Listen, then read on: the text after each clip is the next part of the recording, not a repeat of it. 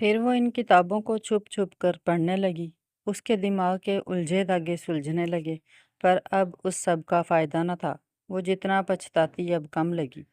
اس کی مرید کہنے لگیں کہ اس کے دم اور تعویذ اب شفا نہیں دیتے۔ پھر اس نے اپنی مریدنیوں سے ملنا چھوڑ دیا۔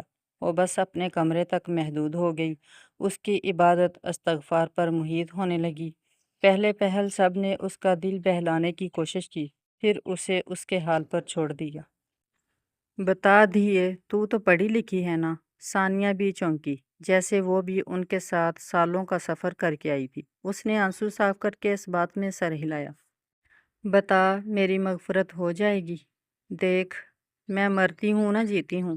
سب کہتے ہیں کہ میری عمر کی عورتیں ہٹی کٹی گھوم پھر رہی ہیں، میں بستر پر پڑی ہوں۔ ان کو کیا پتہ میں جینا نہیں چاہتی، پر موت مجھے لے کر نہیں جاتی۔ پہلی دفعہ جب میں بے ہوش ہوئی تو کمزوری سی ہوئی تھی۔ کھانا پینا چھوڑ دیا تھا میں نے، پر مجھے اچھا لگا۔ بے ہوشی میں وہ یاد نہیں آتا، نہ ضمیر کوڑے مارتا ہے۔ پھر میں نے کھانا پینا ہی چھوڑ دیا۔ میں بے ہوش رہنا چاہتی ہوں یا مرنا چاہتی ہوں، پر 30 سال ہو گئے ہیں مجھے جیتے ہوئے۔ ثانیہ ان کی بے ربط باتیں سن رہی تھی۔ تو ایسا کچھ نہ کرنا کہ اللہ کو منہ نہ دکھا سکے۔ دیکھ، میں نے تجھے سب کھل کر بتا دیا، وہ سب جو آج تک کسی کو نہیں بتایا۔ اب تو اپنا دل صاف کر لے اور ان بدبختوں کی باتوں کو نہ سننا۔ جب وہ چلا گیا اس دنیا سے تو میری کہانی تبھی ختم ہو گئی تھی۔ باقی 30 سال تو میں نے بس سانس لی ہے، ختم ہی نہیں ہو رہی ہیں یہ سانسیں۔ اس بوڑھے وجود سے اور بولا نہ گیا۔ آج بہت بول لیا تھا ویسے بھی۔ ثانیہ کو ترس آیا ان پر۔ وہ اپنی آنکھیں صاف کر رہی تھی، پھر بولی، آپ کی سانسیں اسی لیے قائم ہیں کہ مجھے راستہ دکھا سکیں۔ وہ بوڑھی آنکھیں پانی ہو گئیں۔ جو راستہ میں خود نہ دیکھ سکی جھلی، وہ کسی کو کیا دکھاؤں گی؟ میری کہانی تو اس کے ساتھ ہی ختم ہو گئی تھی۔ راستہ تو بعد میں نظر آیا، پر اس پر چل کر جاتی کس کے پاس؟ منزل تو مٹ چکی تھی۔ وہ بے ربط بول رہی تھی اور ثانیہ سنتی رہی۔ ابھی کچھ دیر اور ان کے پاس بیٹھنا چاہتی تھی۔ اسے لگا ان کی سانسیں اکھڑ رہی ہیں۔ وہ کچھ پریشان سی اپنی جگہ سے اٹھی۔ اسی لمحے بی بی عنایت اندر داخل ہوئی۔ اپنے خاندان کے اکثر مرد اس زمانے میں بھی پڑھے لکھے تھے، پر غلطی یہ ہوئی کہ عورتیں بالکل ان پڑھ تھیں۔ چاچا احسان سمجھ گیا کہ مسئلے کا حل تعلیم ہے جو ان کو شعور دے، اور اس میں سب سے بڑی رکاوٹ پردے کا مسئلہ تھا۔ عورتیں حویلی سے نکلنے کو تیار نہیں تھیں۔ پردے میں باہر جایا جا سکتا تھا، تعلیم حاصل کی جا سکتی تھی۔ جو لوگ چاچا کی بات سمجھ گئے وہ اپنی فیملی کو لے کر شفٹ ہو گئے تھے دوسرے شہروں میں، کچھ دوسرے ملکوں میں، پر ان لوگوں نے پلٹ کر نہیں دیکھا اور زیادہ لوگ یہیں رہے۔ کچھ روزگار کا مسئلہ، کچھ بہنوں کا مسئلہ کہ وہ کہیں جانے کو تیار نہیں، پر اکیلے یہاں کیسے چھوڑتے؟ نور شاہ نے تفصیل سے زمان کو سمجھایا۔ آج اس کے سامنے تصویر مکمل کی۔ وہ ابھی تک شاک میں تھا۔ اسے کچھ اندازہ تھا کہ اس کے خاندان کی عورتوں میں کچھ سوچیں نسل در نسل چلتی آ رہی ہیں، پر ان کی شدت اتنی ہوگی وہ سوچ بھی نہیں سکتا تھا۔ او خدایا، اگر الماس بھی ایسی سوچ لے کر آئی تو وہ لرز اٹھا۔ نہیں، ان کی والدہ نے کافی الگ تربیت کی ہے ان کی، اور وہ لوگ تم لوگوں سے بھی پہلے شہر شفٹ ہو گئے تھے، اور ان کی پھوپھیاں بھی یہاں گاؤں ہیں، تمہاری پھوپھیوں کی طرح۔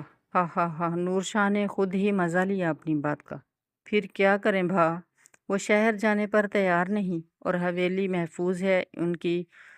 مرید ان کو سب کچھ لا دیتے ہیں باہر سے، اور یہ بھی آپس میں لڑ بھڑ کر ٹائم پاس کر لیتی ہیں۔ ایک بات پوچھوں؟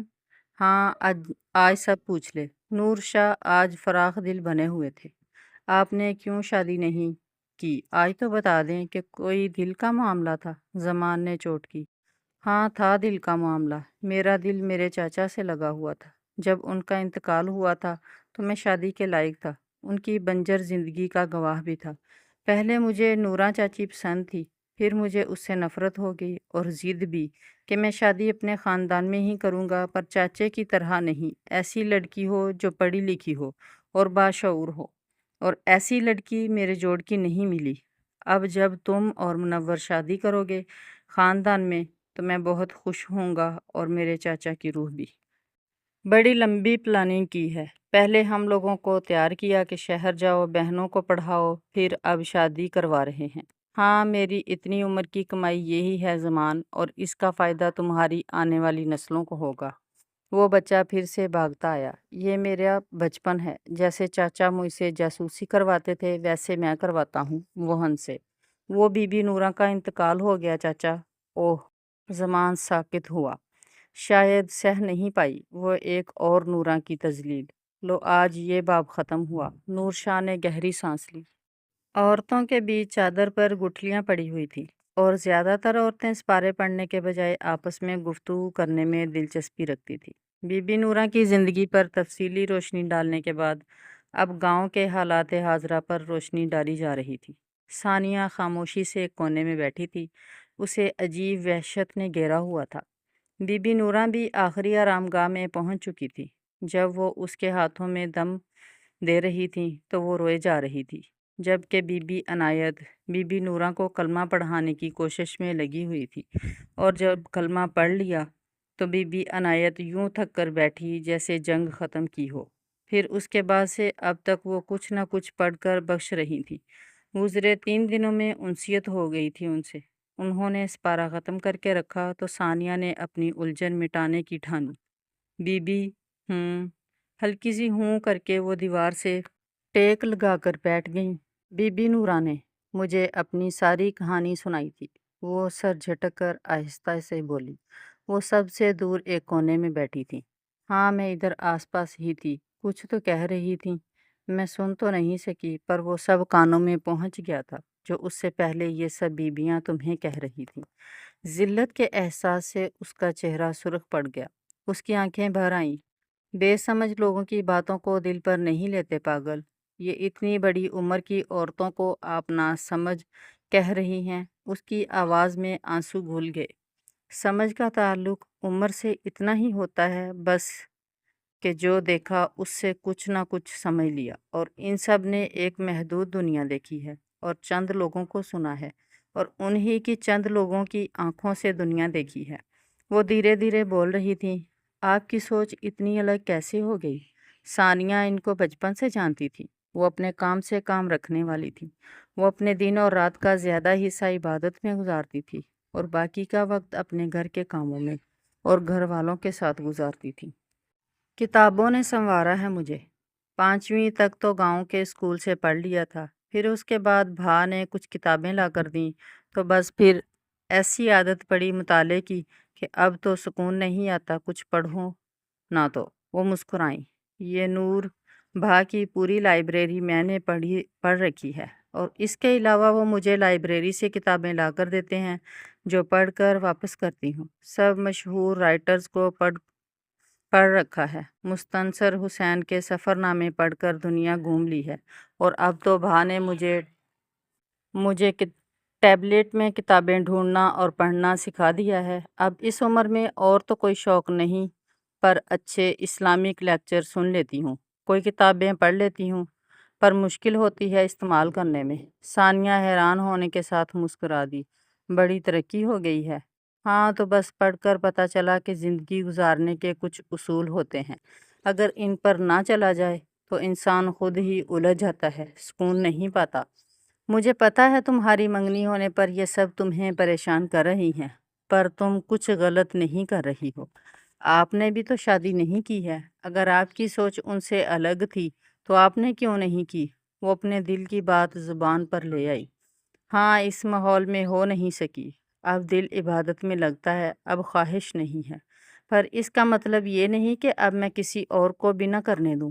زندگی گزارنے کے اصولوں میں بہت سے ہیں، جیسے سچ بولو، کسی کا دل نہ دکھاؤ، اور شادی ہر کسی کا انفرادی فیصلہ ہے۔ آپ کو حق ہے کرو یا نہیں۔ زیادہ بڑی یہ بات ہے کہ آپ کسی اور کی زندگی خراب نہ کرو۔ ہمارے یہاں بڑا مسئلہ یہی ہوا ہے کہ ایک نے نہیں کی تو دوسری کو بھی نہیں کرنے دی، کبھی سمجھا بجھا کر، کبھی بہلا پھسلا کر، کبھی تذلیل کر کے ایسی تعویلیں گھڑیں کہ عقل ماننے سے انکار کر دے، اور اس کے پیچھے کافی حد تک حسد کا جذبہ بھی تھا، کیونکہ انسان کی فطرت میں چاہے جانے کی خواہش ہے، وہ اس سے دامن بچا لے، یہ ناممکن بات ہے۔ آسان سی بات ہے کہ آپ نے اپنی زندگی کا فیصلہ کیا، دوسروں کی زندگی کا نہ کرو، ان کو خود کرنے دو۔ زندگی کے اصول جو ہمارے مذہب نے بتائے وہ یہی ہیں کہ دین اور دنیا کے ساتھ ساتھ چلو۔ میں ان سب کو بھی کہتی ہوں کہ دنیا سے نہیں چلنا تو پھر دین کی راہ چلو۔ ثانیہ سنتی رہی، ابھی بھی ایک بات دل میں تھی، وہ سوچ میں تھی کہ پوچھے کہ نہیں۔ کیا ہوا؟ کچھ پوچھنا ہے؟ وہ بھی جان گئی۔ جی، وہ اب بھی کہتی ہیں کہ حضرت رابعہ بصری نے بھی تو شادی نہیں کی تھی۔ وہ ہچکچا کر بولی، ہاں بالکل نہیں کی تھی، تو میں بھی تو یہی کہہ رہی ہوں کہ پھر دین کی راہ پر لگ جاؤ، جیسے انہوں نے عشق الہی میں زندگی گزاری۔ پر یہاں تو نہ دین ہے نہ دنیا، کیسی بے مقصد سی زندگی ہے۔ پورا دن ٹی وی دیکھ لینا، گاؤں میں اور کوئی ترقی ہوئی ہو یا نہ ہوئی ہو، کیبل ٹی وی اور ڈش ضرور آگے ہیں۔ دوسروں کی غیبت کر لینا، لڑائی جھگڑا کر لینا، یہ کوئی زندگی ہے؟ اور ہمارے مذہب کی ایسی بھی مثالیں ہیں کہ جو عشق الہی میں بہت بلند مقام پر تھیں اور گھر بھی بسائے تھے انہوں نے۔ ثانیہ نے اس بات میں سر ہلایا۔ ویسے تم تو یونیورسٹی میں پڑھی ہو، وہاں تو کتابوں کا جہاں آباد ہوتا ہے۔ انٹرنیٹ نے تمہاری انگلیوں کی پوروں پر سب معلومات رکھ دی ہیں اور تم یہ سب جان نہیں سکی۔ اس کا مطلب ہے کہ تم نے وسائل کا استعمال ہی نہیں کیا، تم نے جاننا ہی نہیں چاہا۔ وہ افسوس کر رہی تھی، اس کا سر شرمندگی سے جھک گیا۔ دانیہ نے مجھے بتایا تھا، اس نے کافی کتابوں سے پڑھا ہے کہ وہ اپنی خفت مٹانے کے لیے بولی۔ تم نے خود کتنی ریسرچ کی ہے اس پر؟ انہوں نے بات کاٹ دی۔ ٹھیک کہا آپ نے، وسائل میری دسترس میں تھے۔ میں نے ناول پڑھ لیے، ڈرامے دیکھ لیے، پر جو معلوم کرنا تھا اس کے لیے سوچتی رہی کہ مفتی سے فتویٰ لوں۔ اس نے خود پر ہی طنز کیا۔ شیطان سارے وسائل کا استعمال کراتا ہے ہمیں راہ سے ہٹانے کے۔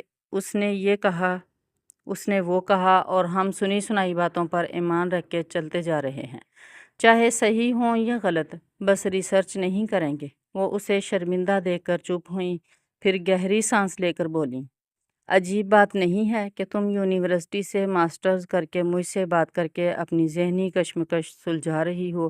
میں نے تو اسی حویلی میں زندگی گزار دی ہے، تم چاہتی تو وہیں یہ گتھیاں سلجھا لیتی، بس ضرورت اس بات کی تھی کہ تم چاہتی۔ وہ مزید شرمندہ ہوئی۔ تمہیں اور کچھ پوچھنا ہے؟ میں نماز پڑھ لوں؟ اس نے نفی میں سر ہلایا۔ وہ ازحد شرمندہ تھی۔ دانیہ ٹھیک ہی کہتی ہے، تھوف ہے میرے پڑھے لکھے ہونے پر۔